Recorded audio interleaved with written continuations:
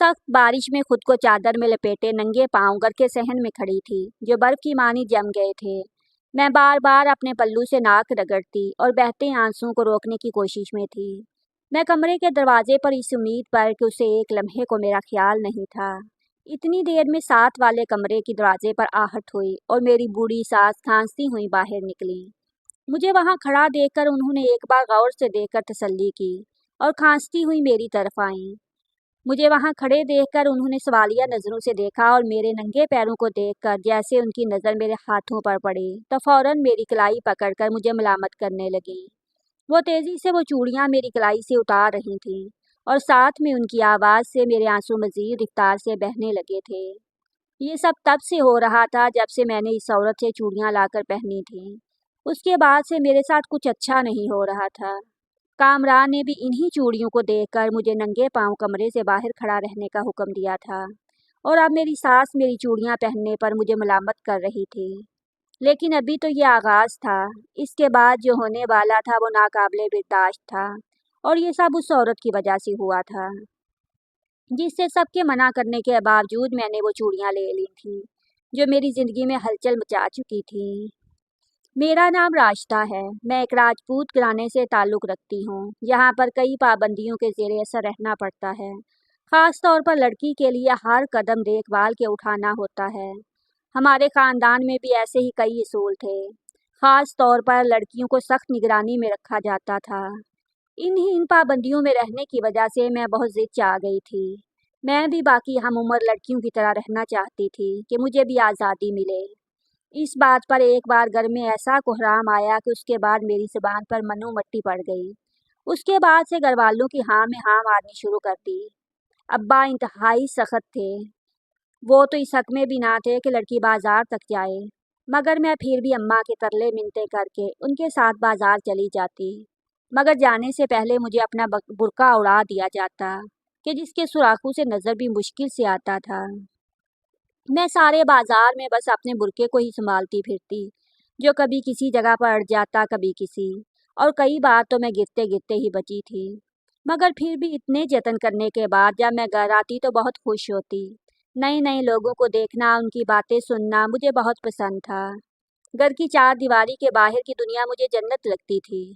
अम्मा मुझे मना करती कि अगर अब्बा को पता लग गया तो वो खाल खींच देंगे, मगर मैं उनकी बात एक कान से सुनकर दूसरे कान से निकाल देती और हंस के कहती कि अम्मा, इतने सालों में अब्बा को भनक तक नहीं पड़ी और अब इन्हें कौन बताएगा कि मैं आपके साथ बाजार जाती हूँ। अब्बा किसाई का काम करते थे, इसलिए वो सुबह जाते और इशा के वक़्त वापिस आते, और तब भी उनकी हालत ऐसी होती कि हर तरफ से गोश्त की बदबू आ रही होती थी। उनके खून से लथपथ कपड़े रोज़ अम्मा रगड़ रगड़ कर धोया करती थीं।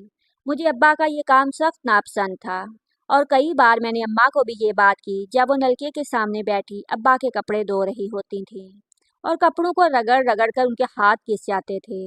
मैं उनकी हालत देखती और अफसोस करती, मगर अम्मा मुझे डांट देती और कहती कि रिज़्क अल्लाह की तरफ से होता है, अगर नाशुक्री करो तो सज़ा भी बन जाता है। मगर मैं अम्मा की बात पर हंस पड़ती कि वो अब भी पुराने ख्यालात रखती हैं। इस पर भी अम्मा मेरी आज़ाद ख्याली देखकर सर पकड़कर बैठ जाती। चार भाइयों की मैं इकलौती बहन थी। इकलौती बेटी होने की वजह से अम्मा की ज़्यादा लाडली थी। अब्बा तो भाइयों को ही तरजीह देते, मगर अम्मा हर वक्त कोशिश में रहती कि मेरी हर बात मान लें।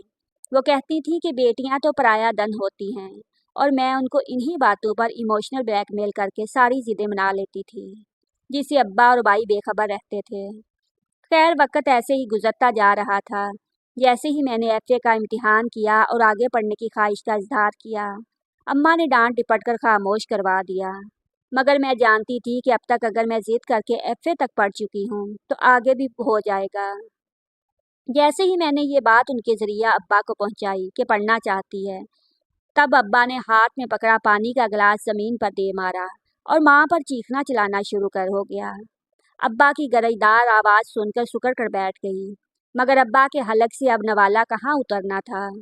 उन्होंने अपना पेट अम्मा को और मुझे जलील करके ही भर लेना था। मेरी वजह से अम्मा को कई बातें सुनना पड़ी। मैं जो सहन के एक कोने में मिट्टी के चूल्हे के पास बैठी ये सारा मंजर देख रही थी, दिल किया कि खुद को जला डालूं। मैं खुद को कोसने लगी, कैसे ही अम्मा को कहकर गलती कर दी। मेरी आंखों से आंसू रुकने का नाम नहीं ले रहे थे, मगर साथ ही मैं अम्मा की हिम्मत पर भी हैरान थी, जो वहाँ से टस से मस ना हुई और वहीं बैठी बैठी खामोशी से अब्बा की बातें सुनती रही। अब्बा कुछ देर बोलने के बाद चुप हो गए और खाना खाकर बाहर चले गए। अब्बा के दरवाजे से बाहर निकलते ही मैं दौड़कर अम्मा की तरफ गई और उनसे माफ़ी मांग रही थी कि और साथ साथ उनके हौसले को भी सलाम किया। अम्मा ने मुझे तसल्ली दी कि अब्बा मान जाएंगे। मैंने हैरत से उन्हें देखा और फिर अपने आंसू पोंछ लिए। सालों से अब्बा के साथ रहते अम्मा अब्बा को मनाना खूब जान गई थी। अब्बा ने सबके खिलाफ जाकर अम्मा से शादी की थी, मगर खून इनमें राजपूताना ही था। पसंद की शादी होने के बावजूद भी माँ हमेशा इनके गुस्से का शिकार रही थी। लेकिन अब्बा जितने भी गुस्से वाले थे, कुछ देर गुस्सा करने के बाद वो बिल्कुल नॉर्मल हो जाते और अम्मा को एक दो बार कहने पर उनकी बात मान जाते थे। यही हरबा तो अम्मा ने हर बार अपनाया था जब भी मेरी तालीम की बात थी, मगर इस बार मुझे ऐसा होता नजर नहीं आ रहा था। अगली सुबह अम्मा ने मेरे कानों में ऐसी बात डाली कि मैं नींद होने के बावजूद छलांग लगाकर बिस्तर से उतर आई। मैं अम्मा को पकड़कर उनकी बात पर यकीन करना चाह रही थी और इसीलिए बार बार एक ही बात दोहरा रही थी। अम्मा भी खुशी खुशी मुझे बता रही थी कि अब्बा मान गए हैं। मेरी खुशी का ठिकाना नहीं रहा था। सुबह जब सब नाश्ता करने बैठे तो अब्बा ने मेरे दाखिले का बाई को कहा, मगर उन्होंने अपनी रजामंदी ना दी। लेकिन अब्बा अब फैसला कर चुके थे। बस इसी के पेश नज़र मैंने जल्दी से दाखिला करवा लिया कि कहीं ये अपने इरादे से न फिर जाएं। इस तरह अपने ख़ानदान में ही बीए में दाखिला लेने वाली मैं पहली लड़की थी। सारे ख़ानदान में मेरा चर्चा होने लगा। फैमिली कज़न्स मुझ पर रश करती, क्योंकि कोई सरकारी स्कूल के बाद किसी और दायरे में नहीं गया था, तो मेरा कॉलेज में दाखिला होना एक फ़ख्र की बात थी। सब खानदान की लड़कियां मुझे सताइश नज़रों से देखने लगीं और तभी वो मोड़ था जब मैं रास्ते से भटक गई। सबकी इस वाह का मुझ पर ऐसा असर हुआ कि मैं मगरूर हो गई और फिर दोस्ती ऐसी लड़कियों से हो गई जो आज़ाद ख्याल थी। बस फिर पहले मैं जो हर बात अम्मा को बताती थी, अब उनसे बातें छुपाने लगी। मेरी क्लास फेलोज अक्सर कॉलेज से छुट्टी पर कहीं घूमने जाती। मेरी बहुत ख्वाहिश होती, मगर मैं नहीं जा सकती थी। एक दिन ये बात सबको बताते हुए जब मैंने अपनी ख्वाहिश का इजहार किया, तो वो मुझे तरह तरह के बहाने बताने लगी, जिसका ये असर हुआ कि मैं घर वालों से छुपकर उनके साथ बाजार में होटलों में जाकर खाना खाने लगी और घर में ये कहती कि एक्स्ट्रा क्लासेस हैं। मगर अब मेरी रस्सी गिरफ्त में आने लगी थी। जो एक ऐसे सख्त माहौल से ताल्लुक़ रखने वाली लड़की इस आज़ादी में ऐसी पड़ी कि खौफ ख़त्म हो गया। एक दिन भाई मुझे क्लास से लेने आ गया और इत्तेफाकन इसी दिन हम लोग बाहर चली गईं। मुझे कॉलेज में ना पाकर बाई का गुस्से से बुरा हाल था।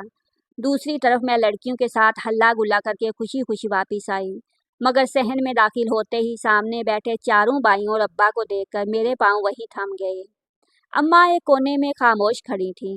मुझे देखते ही बाई मेरी तरफ लपके और मेरे हाथ से किताबें एक तरफ फेंक कर मुझे घसीटते हुए अब्बा के पास ले गए। फिर मुझे कोई होश ना रहा, बस याद था कुछ तो वो खुद पर पड़ते भारी हाथ थे। मगरिब का वक्त था जब मेरी आंख खुली। मेरे जिस्म में शदीद दर्द हो रहा था। मेरे कराहने की आवाज़ सुनकर अम्मा मेरी तरफ भागी आईं तो मुझे बिठाकर मुझसे वजाहत मांगने लगी। मैंने सारी बात उनको बता दी। अब छुपाने में भी क्या फ़ायदा था। वो सर पकड़ कर रह गई और मुझे लान तान करने लगी कि तूने मेरी नाक कटवा दी है। आज भाई और बाप के हाथों मारी जा चुकी होती अगर मैं गिड़गिड़ा कर उनके सामने तेरी ज़िंदगी की भीख ना मांगती। तो मैं अम्मा से माफ़ियाँ मांगने लगी और आइंदा ना करने का वादा किया, जिस पर अम्मा के अल्फाज सुनकर मैं शशद रह गई। इन लोगों ने मेरी एक हफ्ते बाद शादी तय कर दी थी। नहायत सादगी से मेरी शादी कर दी गई। मैं नहीं जानती थी कि मेरी शादी किससे कर रहे हैं, वो कौन है, क्या करता है। मुझे बस ये हुक्म दिया गया था कि खामोशी से हर फैसले पर हाँ करना है। इस तरह मैं अपनी एक गलती की वजह से ये सब भुगतने पर मजबूर थी। मगर कामरान एक अच्छे शौहर साबित हुए। इनके सब बहन भाई शादीशुदा थे और वो अपने बीमार माँ बाप के साथ रहते थे। शादी के बाद मेरी ज़िंदगी काफ़ी बदल गई थी। कामरान के अच्छे रवैये और बेपनाह मोहब्बत ने मेरी सारी निदामतों को ख़त्म कर दिया था और मैंने जल्द ही अपनी इस ज़िंदगी को अपना लिया था। घर में रोज़ एक चूड़ियों वाली आती थी और मैंने सुना था कि दोस्ती सालों से इस मोहल्ले में आ रही है। सास ससुर भी मुझसे खुश थे, लेकिन वहाँ एक अजीब बात थी जो अक्सर मुझे खटकती। इस मोहल्ले में मगर कोई भी इससे चूड़ियाँ नहीं लेता था। ये जानते हुए कि कौन इससे चूड़ियाँ नहीं लेता, इसने आना बंद नहीं किया था اور ہر گھر کے سامنے وہ گھنٹوں کھڑی رہتی، اپنی آواز میں چوڑیاں لے لو مختلف سروں میں گاتی رہتی، مگر اس کے آتے ہی سب اپنے گھروں میں چلے جاتے اور کوئی گھر سے باہر نہ نکلتا۔ مجھے یہ بات کافی عجیب لگتی تھی۔ مجھے چونکہ چوڑیاں پسند تھی تو اکثر میں اپنی ساس سے کہتی کہ اسے چوڑیاں لینی ہیں، مگر وہ مجھے غصے سے منع کر دیتی۔ جب میرا اصرار بڑھا تو انہوں نے کامران کو بتا دیا کہ بہو اس عورت سے چوڑیاں لینے کی ضد کرتی ہے، جس پر کامران آگ بگولا ہو گئے اور مجھے ڈانٹنے لگے اور دھمکی دی کہ آئندہ یہ الفاظ سنے میرے منہ سے تو میکے چھوڑ آئیں گے۔ اتنی چھوٹی سی بات پر ایسے رویے نے مجھے تجسس میں ڈال دیا اور میں اس چوڑیوں والی کا راز جاننے کی کوشش کرنے میں لگ گئی۔ میں اس موقع کی طاق میں تھی کہ مجھے کسی طرح اس عورت سے بات کرنے کو مل جائے، مگر یہ ناممکن تھا۔ جیسے ہی اس عورت کے آنے کا وقت ہوتا میری ساس چارپائی صحن میں ڈال کر بیٹھ جاتی۔ انہیں شاید شک ہو گیا تھا، اس لیے میں نے اس بات میں عدم دلچسپی دکھانی شروع کر دی۔ 1 مہینہ گزر گیا تھا۔ میری ساس بھی جب میری طرف سے اطمینان میں آ گئی تو انہوں نے بھی اپنے معمول کے کام کرنا شروع کر دیے۔